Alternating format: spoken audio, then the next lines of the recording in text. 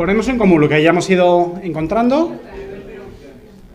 Venga, cada grupo, cada pequeño grupo, que se vaya pasando el micro. Chicos, por favor, volved conmigo. César, volved conmigo, por favor. Venga, vamos a poner en común lo que hayamos ido viendo. Primero, ¿qué habéis buscado? Los de al fondo ya sabemos que Stop Leave, los demás. Habéis estado aquí, por ejemplo, José y compañeros, estabais mirando la campaña del Frente Nacional, ¿verdad? Por aquí estabais con Soros, ¿puede ser? No. Hemos visto Salvini, algo de los grupos europeos que integran partidos euroscépticos y Soros, pero muy por encima. Tampoco hemos llegado a conclusiones. Por ahí detrás. Leave You también, vale, estupendo. La siguiente fila. Un poco de todo, ¿no? También Salvini. Sí, yo he tratado por un montón de temas, no me he centrado en nada en concreto. Ya he visto Salvini y un poco de Leave You también. Vale. Venga, estupendo. Yo lo primero que os quiero plantear es cómo se representa la Unión Europea en cada una de esas campañas. ¿Quién tiene el micro? ¿Quién tiene el micro? Bueno, ¿lo tenéis ahí delante? Venga, pues no hace falta que lo paséis. Venga, te lo has quedado, Julie. Empezad vosotros. En lo que hayáis encontrado, ¿habéis encontrado algún tipo de representación, una forma de hablar de la Unión Europea que os haya resultado común a varias iniciativas?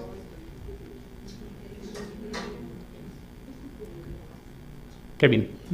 Se le presenta como el enemigo, por lo que hemos visto. O sea, como alguien que no está para ayudar, sino precisamente para obstaculizar, o como un obstáculo más que tienen que superar realmente.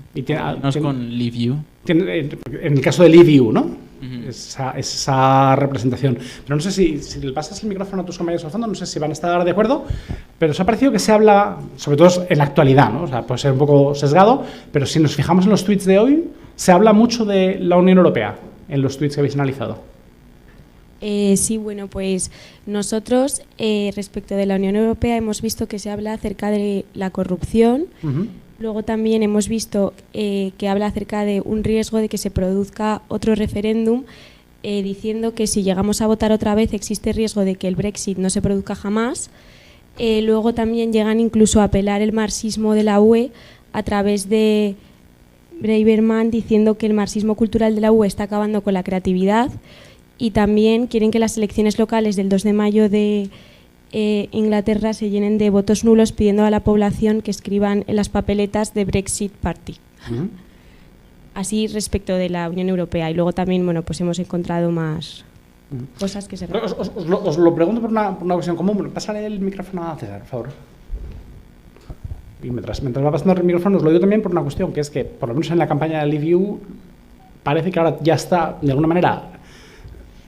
Claro que se sigue representando la Unión Europea de manera negativa, pero de alguna manera lo que se intenta es decir, es que eso ya es el pasado, eso lo superamos con el Brexit. Ahora, de alguna manera, los enemigos están dentro de casa, que son los que están intentando parar el Brexit dentro de casa, ¿no? O sea, que de alguna manera lo que intentan es incluso llegar a debatir qué es la Unión Europea o ni siquiera necesitan ya justificar el Brexit.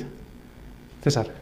Sí, yo por ejemplo he visto algún medio, eso sí, criticando, pero está bien porque me ha llegado el mensaje de Víctor Orbán, que dice que la inmigración es el caballo de Troya del terrorismo, y me ha parecido curioso como esos discursos de los que hablábamos, uno de ellos es que la inmigración es el canal por el que entran los ataques terroristas, ¿no? Haciendo este vínculo que realmente no existe, porque muchos de los terroristas eran nativos de la tierra. ¿Y eso en qué campaña lo has encontrado? Lo he encontrado, bueno, un hombre que parece más a favor de Europa, haciendo retweet a un medio francés, el Quotidien, que no lo conocía, que estaba hablando de que Orbán y Sarkozy estaban hablando conjuntamente de este tipo de cosas. Sarkozy estaba con Orbán en esa declaración y bueno, pues dijo cosas amables hacia Orbán también. O sea que es crítico de los euroescépticos, pero al final te llega el mensaje. Porque aquí también hay un debate que es muy interesante, que ha planteado de alguna manera, ya os lo he dicho antes, ¿no? Josh Lakoff, y Lakoff insiste mucho en que, claro, que todo el proceso de disputa de los marcos tiene que ver con... O sea, elegir un marco comunicativo es elegir un terreno de batalla. Entonces, si tú decides de alguna manera... O sea, el su argumento es que si tú decides desmontar las mentiras de un determinado marco, intentar demostrar que un determinado marco es falso, al final estás eligiendo dar la batalla dentro de ese contexto. Entonces, él, por ejemplo, Lakoff es muy crítico, por ejemplo, de todas las iniciativas de fact-checking. Dice, es que, claro, las iniciativas de fact-checking, al final, lo que sirven es como incentivo a aquellos que cuentan mentiras. Porque lo que sabes es que si sueltas un bulo enorme, lo que vas a provocar es que determinados periodistas lo que hagan sea públicamente en horario de máxima audiencia hacer fact-checking. Pero claro, ese fact-checking a una enorme parte de la población, claro que le va a confirmar que lo que tú dices no es verdad, pero lo que estás consiguiendo es dos cosas. Uno, que aquellos ciudadanos que o no confían en esos periodistas o no confían en los periodistas en general digan, bueno, pues si tienen que desmentirlo, por algo será. Entonces, de alguna manera, a una parte de los ciudadanos les puede confirmar su sesgo negativo previo, pero es que además lo que haces es situar determinado tema en la agenda, aunque sea para que se hable negativamente de él. Y esto es, por ejemplo, lo que hizo Vox la semana pasada con el tema de las armas. Es decir, de alguna manera, tú sueltas la idea de que España es un país inseguro, lo cual evidentemente es falso, pero una vez que lo has conseguido, los periodistas van a lanzarse a hacer fact-checking, a demostrar que España no es un país inseguro, a demostrar que hay muy pocos asesinatos, lo que sea, y lo que has conseguido es crear un marco en el que hablar de la seguridad. Entonces, esto es lo que también es importante respecto a esto del fact-checking y el cómo discutir con un euroescéptico, que si queréis lo podemos plantear como último tema de debate, que es a todo esto cómo pensáis que tendrían que reaccionar las instituciones europeas en Twitter, si ignorarlo, si hablar de otros temas, si intentar hacerle fact-checking o lo que sea. Pero si queréis lo dejamos apuntado y ahora seguimos. Perdona, Cristina, tienes el micrófono. Yo creo que el dato que hemos estado viendo en la campaña, que la de LeaveEU no se diferencia mucho de cualquier otro movimiento, digamos, en día nacionalista o populista, como se le suele llamar, que pueda haber en la Europa continental. O sea, usan al final los mismos mensajes, patriotismo, banderas, leyendas, un lenguaje duro, ¿no? Apelaban a la rabia, cobardes, apelan mucho al tú, ¿no? Al el pueblo, los ciudadanos, somos los que tenemos el poder, con declaraciones como no votaría a favor ni aunque me pusiera una pistola en la boca, ¿no? Un nivel ya de discurso de odio, ¿no? Y luego hablando de la Unión Europea, pues eso que hace peligrar la integridad económica y constitucional, que es también hoy en día un lenguaje, ¿no? Que se utiliza mucho en distintos movimientos nacionalistas, ¿no? De la integridad del país o de la región. Y no sé, la verdad es que al fin choca porque es verdad que fue una decisión muy radical, pero que viéndola así un poquito este rato, lo podemos enmarcar en contextos... Pero justamente, es que esto me resulta muy interesante. Si puedes pasar el micrófono aquí delante, quería plantear una pregunta a José, que estaba trabajando sobre, bueno, sus compañeras, pero no me acuerdo de vuestros nombres, perdonad. que estaban trabajando sobre las campañas del Frente Nacional, porque precisamente decías, es un mensaje de tipo populista muy parecido al de otros estados. Es que esto yo, precisamente lo que estaban buscando aquí vuestros compañeros delante, creo que vendría a demostrar algo ligeramente distinto, ¿no? Que no sé hasta qué punto estáis de acuerdo o habéis encontrado algo ligeramente... O sea, porque, digamos, el caso de LeaveEU sería como un euroescepticismo casi enfermizo, ¿no? Toda la Unión Europea es malo y prefiero morir que ser europeo, pero es que de alguna manera el mensaje de algunos de estos euroescépticos que se van a quedar en la Unión Europea, pues desde Le Pen hasta Orbán, pasando por quien queráis, pasando por Salvini, han modificado un poco el mensaje, ¿no? Y es donde creo que la campaña de Le Pen es interesante en comparación, ¿no? Lo que pasa con Le Pen es que su campaña ha cambiado bastante. Porque en 2015 fueron los más votados en 2014 fueron los más votados en las elecciones europeas en Francia. En 2016 dijo que si ganaban las presidenciales iban a hacer su propio Brexit. Bueno, iban a hacer un referéndum para votar si se querían ir. Y ahora mismo lo que han cogido es un toque más, casi similar a lo que puede tener Vox aquí, más un ensalzamiento de las naciones y al poder de las naciones frente al poder de la Unión Europea, que les quita poder, según dicen. Y literalmente el lema de la campaña es: nosotros somos la Europa de mañana, la Europa de los pueblos y las naciones soberanas. O sea que es una defensa absoluta de la nación soberana como base de la Unión Europea frente a la Unión como tal. Claro, pero aquí, o sea, precisamente en lo que quiero insistir es en eso, ¿no? O sea, en los dos hay un elemento de escepticismo, de reivindicación del nacionalismo, de reivindicación de la soberanía, desde luego, pero la diferencia es que la posición del Brexit es, o del Leave EU es, la única forma de liberarnos de esto es salir y cuanto antes mejor, y en el fondo, pues mejor si después de salir nosotros se fueran los demás y desapareciese la Unión Europea. La posición de estos nuevos euroescépticos es más bien, bueno, en lugar de salir, que no sé si es que no lo consideran realista o que tiene demasiados costes, o que en el fondo se creen su propio mensaje sobre otra forma de Europa, lo que nos viene a decir es que nosotros somos el futuro de Europa, no somos euroescépticos, es que es Europa la que tiene que cambiar para estar más cerca de las naciones, respetar la soberanía, respetar las identidades o lo que queráis, ¿no? En el caso de Le Pen, yo ya a nivel personal creo que sí que es que han visto que salir de la Unión Europea no es tan sencillo. Porque eso, simplemente viendo los mensajes de hace 3-4 años, no tienen nada que ver con el tono que tienen ahora. Ahora simplemente hablan de, pues, el señor que presentan a las europeas. Simplemente habla de recuperar los poderes, de hacer una reforma muy intensiva a la Unión. Y si el Brexit hubiera salido bien, seguramente estuvieran hablando de un referéndum propio. Y bueno, a ver, yo quería decir un poco lo mismo, pero es que es eso básicamente. Cuando salió la noticia del Brexit, fue como que Francia, al considerarse una de las principales potencias de Europa, como que se animó un poco, incluso se llegó a hablar del Frexit, pero como que dejaron a Reino Unido pues que se embarcara en esa aventura y a ver cómo le va, ¿no? Y en estos últimos años, como están viendo que sobre todo que no se puede llevar a cabo, que ahora mismo Theresa May está pues pasándolo mal con lo del Brexit, pues no le conviene para nada hacer campaña euroescéptica en términos de salirse de la Unión Europea, y por eso ahora vota más por decir que necesitan una soberanía legislativa, monetaria, y bueno, como que la Unión Europea no les deja manejar sus asuntos propiamente. Israel. Yo creo que ambas posturas, las que se han presentado, no son necesariamente contrapuestas. Es decir, si entendemos euroescepticismo como un sinónimo o como algo muy cercano al populismo como ideología dura, probablemente sí que veamos movimientos distintos dependiendo del tipo de partido y sobre todo de cuál es el país de origen de ese tipo de partidos.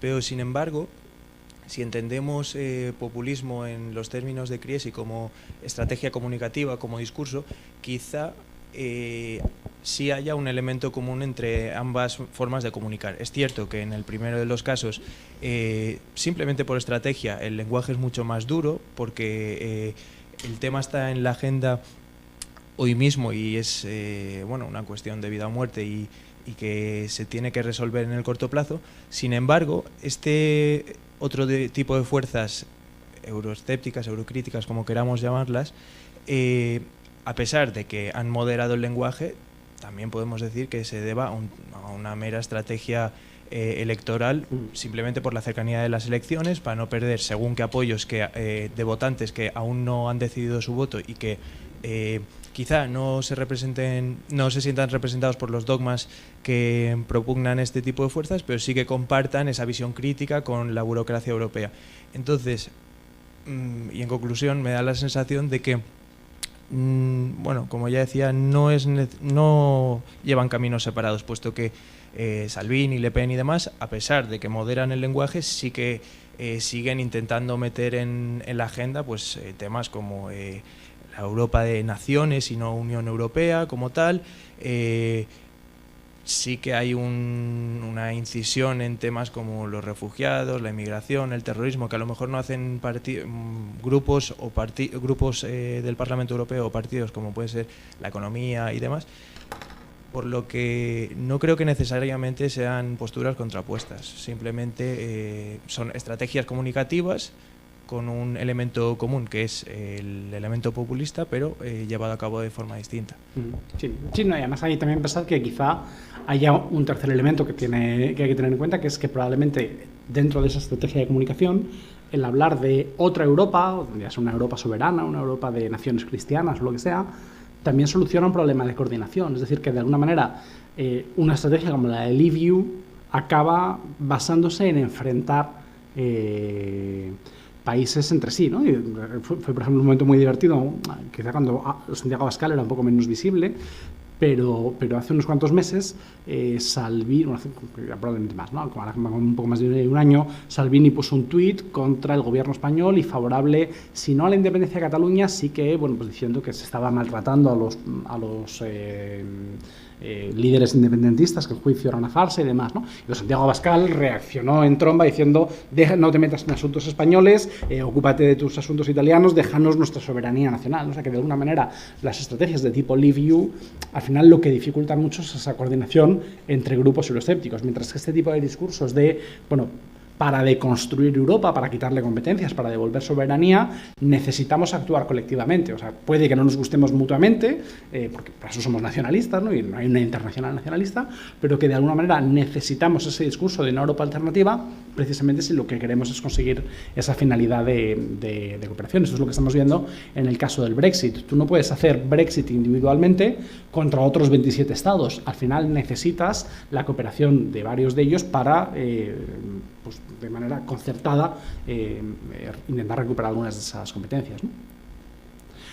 ¿Alguno habéis buscado el hashtag George Soros, que no es específicamente un hashtag euroescéptico, pero que tiene elementos que son interesantes? ¿Habéis hecho la búsqueda? George Soros. ¿Qué habéis encontrado? A ver, yo no he buscado a George Soros, pero he ido metiéndome en la cueva de la araña, por decirlo de alguna manera. He llegado a una cuenta que parece ser una persona que apoya a Vox, se llama Libertad de Memes, y es curioso porque tiene bastantes retweets en muchas cosas que pone, y pues tiende a coger, por ejemplo, un tweet que tiene aquí es una predicción de las elecciones europeas en Hungría, donde le dan un 52% a Orbán, y dice: algo estará haciendo bien Orbán si le dan un 52% de votos. Ojalá Vox España aquí así en unas décadas. Tiene otro retweet de una ley nueva que supuestamente van a sacar en Italia, endureciendo las penas por hurto, que invadan la propiedad privada, roben, y comenta con el retweet es de Europa Press, o sea, la noticia es verídica, y este tipo de delitos caerá con fuerza rápidamente, fácil. Simplificando todo, y se ve muy bien también cómo enlaza su discurso con el discurso de otros partidos eurófobos del resto de Europa. Me parece muy curioso como no hay un partido, yo pienso, no hay un movimiento de un partido popular a nivel europeo o de un partido socialista a nivel europeo tan común como sí que se mueven juntos toda la gente de Steve Bannon. A mí es que este elemento es lo que precisamente me interesaba, y por eso os propongo que echemos un ojo a este hashtag sobre George Soros, porque nos dice algo específico del uso de las redes sociales, ¿no? Que es al fin y al cabo el tema de hoy. Es decir, las redes sociales para lo que sirve, o sea, en el fondo, si queréis, para lo que también las podemos analizar como una especie de acumulación de recursos colectivos que después cada actor puede reapropiarse de manera nacional según le convenga, ¿no? Entonces, y el ejemplo básico de este recurso, si queréis, de este marco colectivo, y si queréis casi paradigmático y que tiene en el fondo un punto enfermizo, es George Soros, ¿no? George Soros es el hombre más odiado de Twitter, o al menos de las comunidades nacionalistas en Twitter, y la prueba de esto, y pues, una búsqueda así rápida, pero tenéis un Twitter contra George Soros de un mexicano, de un argentino, de un colombiano, de un español, en fin, que tenéis una especie de varios norteamericanos, una especie de comunidad internacional que ha creado a través de George Soros una especie de imagen de todo aquello contra lo que combaten. Podéis decir, bueno, pues en el fondo nada de esto que nos estás enseñando tiene que ver con la Unión Europea. Pues aquí tenéis un chileno, bueno, en fin, podríais encontrar todas las nacionalidades de la ONU odiando a George Soros. ¿Por qué esto es importante? Porque precisamente detrás de este hashtag George Soros, en el que no vais a encontrar ningún elemento positivo, lo que hay es una construcción consciente de algo así como un espantajo, ¿no? De ese espantajo del globalismo, en el que sí que han participado muy activamente y probablemente, en primer lugar, algunas de estas fuerzas eurocépticas. Es decir, pues, es que no sé si alguna vez habéis visto, pero la imagen de George Soros caracterizado como un vampiro en un cartel de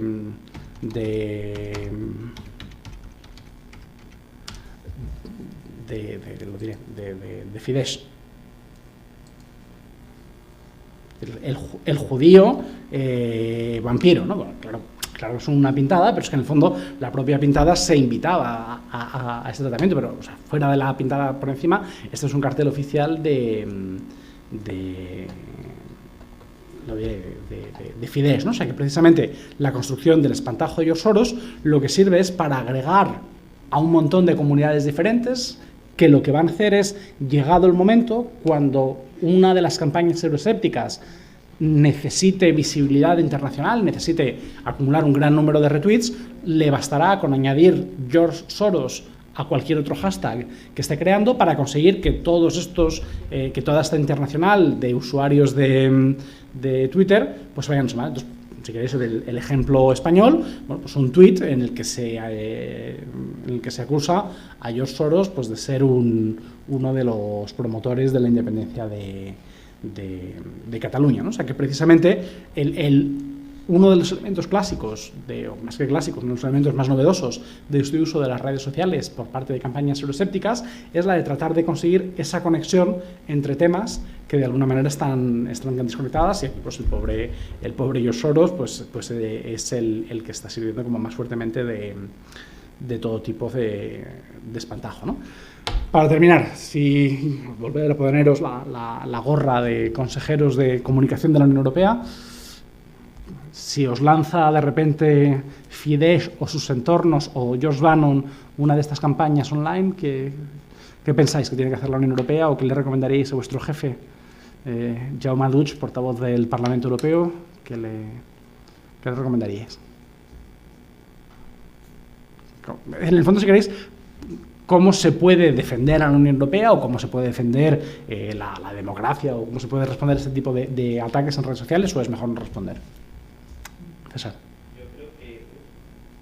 Hola. Ahora.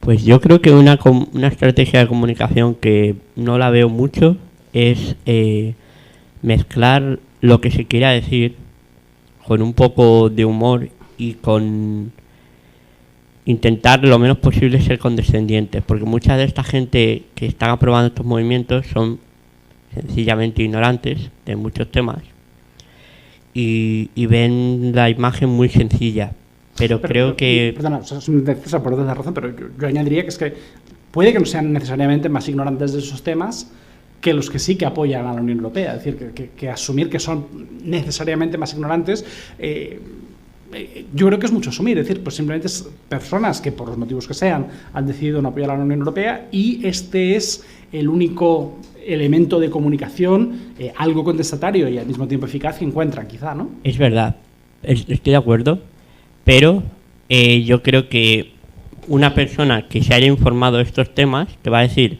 o que está a favor de la Unión Europea tal como es, o que quiere ciertos cambios concretos, en la Unión Europea. No te va a decir que hay que abolir la Unión Europea, pienso yo. Pero yo pienso que las estrategias de comunicación en este tema y en muchos otros se hacen con condescendencia a la persona que no sabe o que tiene un punto de vista distinto. Entonces yo creo que la estrategia de comunicación que puede dar más resultado es mezclar humor pero sin que sea condescendiente. Sí, y esto, digamos, algunas veces pasa, ¿no? Que de alguna manera hay quien piensa que la mejor forma de hacer frente a ese tipo de campañas es ridiculizar a sus autores o ridiculizar la campaña, ¿no? Y bueno, eso va a reforzar el mensaje entre quien ya se ha convencido, pero entre quien duda o entre quien piensa que, bueno, pues a lo mejor yo no voy a votar a Orbán, pero está bien que la Unión Europea tenga sus críticos, esa tendencia a ridiculizar pues puede ser problemática. También en honor a la verdad, es verdad, hay que decir que no hemos encontrado esas campañas de ridiculización por parte de las instituciones europeas, ¿no? Pero por eso os digo, no sé hasta qué punto se puede hacer algo más. Cristina y Macarena.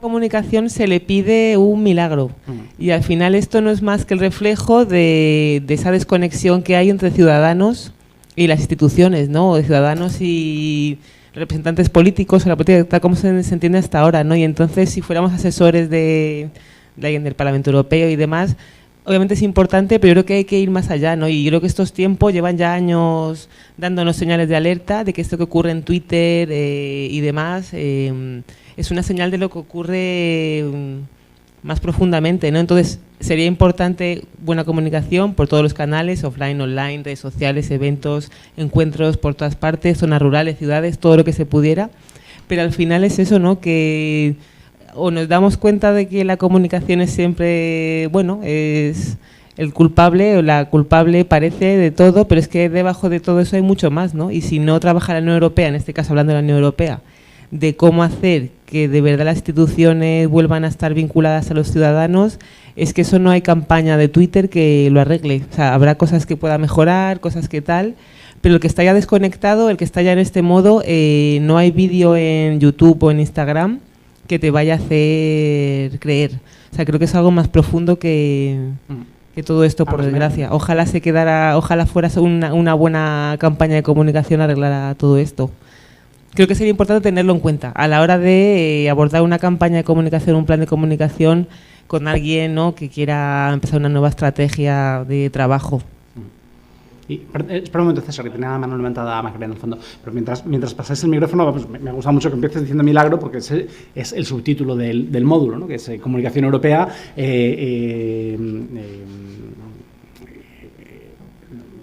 Si en el fondo hace algo así como falta un milagro para la desafío o milagro, ¿no? Es el subtítulo. Entonces, bueno, pues de alguna manera tiene razón que no le podemos pedir milagros a la comunicación cuando lo que hay es un problema profundo, pero si queréis, en el fondo esto es también lo que a veces los ingleses llaman un wicked problem, ¿no? Es decir, que casi cualquier solución que propongamos tiene problemas. Es decir, de alguna manera tú dices, la COF dice, si le haces fact-checking, refuerzas el mensaje. Si te lo tomas con humor, te ríes de ello, el riesgo es que fomentes la condescendencia, ¿no? O sea, es difícil encontrar el punto medio. Si no haces nada, claro, estás dejando acampar por Twitter pues unos mensajes que es que ya no es que sean euroescépticos, es que pues directamente son como alucinógenos, ¿no? De la forma de presentar una especie de conspiración judía contra Europa, ¿no? Entonces, de alguna manera, en el fondo, parte o sea, lo que nos fascina a muchos este tipo de campañas es que si son eficaces es porque precisamente el objetivo al que pretenden desestabilizar no ha encontrado ninguna forma eficaz de hacerles frente, ¿no? Macarena.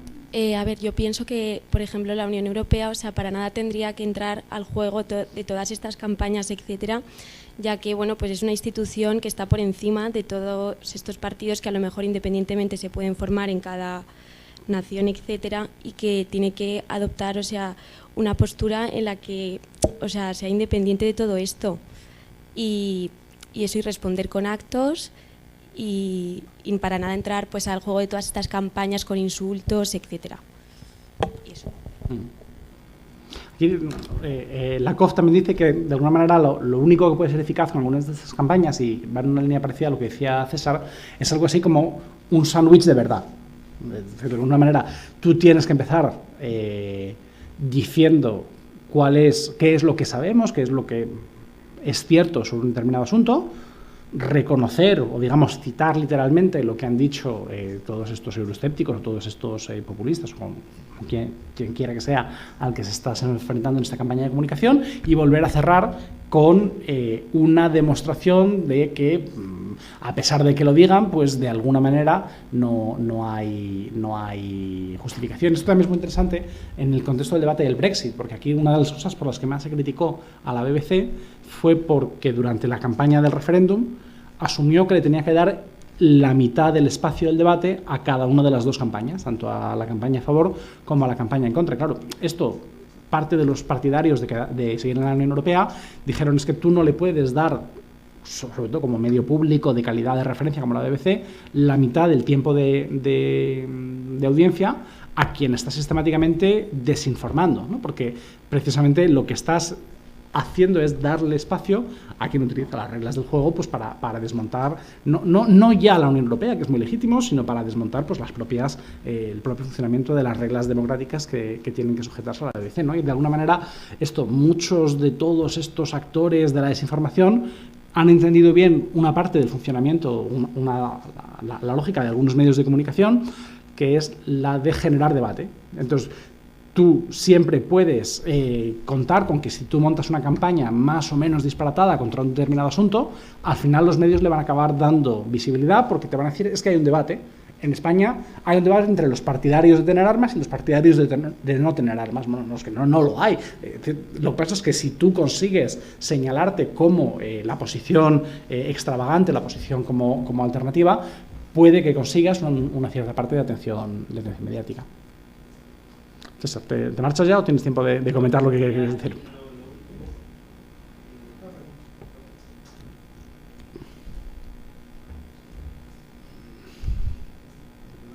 Pero a ver, yo pienso que el tema de que la Unión Europea tenga un buen producto, que es lo que creo yo que venías diciendo tú, si el proyecto no es bueno, si las instituciones no están cerca de los ciudadanos, no podemos hacer un milagro con la comunicación. Pero yo no pienso que sea así, porque estos partidos euroescépticos no es que lo que vendan ellos sea mejor tampoco.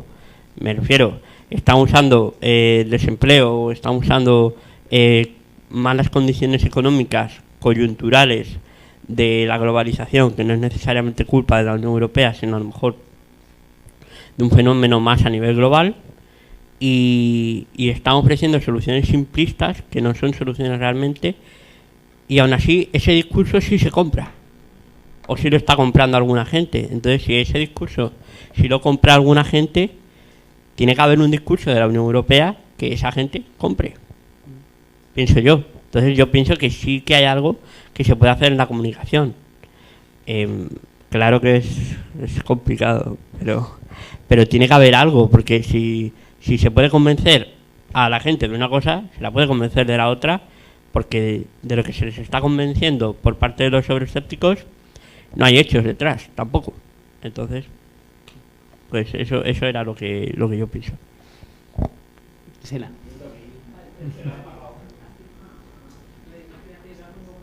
Profesión que amo y considero fundamentalísima. Solo quiero decir que es verdad que el problema, por desgracia, lo que hablamos de que se le pide un milagro, hacer que la gente de repente vote y crea en el Parlamento Europeo masivamente, que no es cuestión solo de una campaña, por desgracia, que hay algo detrás. Por supuesto hay que hacer cosas y estar siempre ahí, y muchas veces más que ir contra los que ya no están, a veces darnos a los que todavía estamos un poco de, no sé cómo explicar, que a veces nos focalizamos demasiado en los que ya están fuera, por ahora al menos, quizá volverán, pero intentar dar a la gente que todavía estamos ahí o estamos en duda, o vamos, quiero decir, ¿no? También focalizar en los que todavía estamos. Pero por supuesto creo que la comunicación es fundamental, faltaría más, solo que a veces se le exige algo que va mucho más allá que es una crisis ahora mismo institucional, existencial, social y a todos los niveles, ¿no? Y ahí de nuevo yo creo que lo que también es importante recordar es una cosa que ya hemos hablado alguna vez, que es que la Unión Europea sufre una versión más agravada y más profunda del mismo problema de desconexión o desconfianza hacia la política que sufren muchos de sus Estados miembros. Es decir, es que esta tendencia de descenso de la participación electoral es estructural en Europa. Es decir, es que la pendiente de descenso en los apoyos al Parlamento Europeo no es más fuerte que en otros estados. Si queréis, bueno, lo estaba preparando para una clase que tengo mañana, pero si queréis termino con esto y os enseño el gráfico, aunque sea para convenceros. No estoy seguro si lo tendré, pero sí. Adiós. Esto no tiene nada que ver, pero... pues no he puesto el gráfico. Bueno, pues nada, me tendréis que creer, pero es una tendencia que observamos en los últimos 40 años. Entonces, claro que la Unión Europea tiene problemas específicos, pero de nuevo, es que no le podemos pedir a la Unión Europea que resuelva todos los problemas de la desconexión más o menos estructural o de la desconfianza más o menos estructural de los ciudadanos con la política, ¿no? Por esto yo estoy muy de acuerdo en que tenemos que tener esa perspectiva un poco estructural sobre la transformación de nuestros sistemas políticos. Muy bien, pues si os parece lo dejamos aquí. Esta ya era la última sesión que teníais conmigo en el módulo. Nos volveremos a ver en la conferencia final, que será el 16 de mayo. Estamos hablando con varios profesores de la Carlos III, que también son blogueros, para intentar hacer una especie de evento con varios blogs sobre las elecciones europeas, que nuestra conferencia final será el 16 de mayo, es decir, 10 días antes de las elecciones europeas. Entonces queremos plantear un debate interesante sobre las elecciones europeas, pero bueno, os dará Jorge más información en los próximos días, pero bueno, en todo caso os volveré a ver en la última sesión. Gracias a todos por vuestra paciencia y nos vemos pronto. Adiós.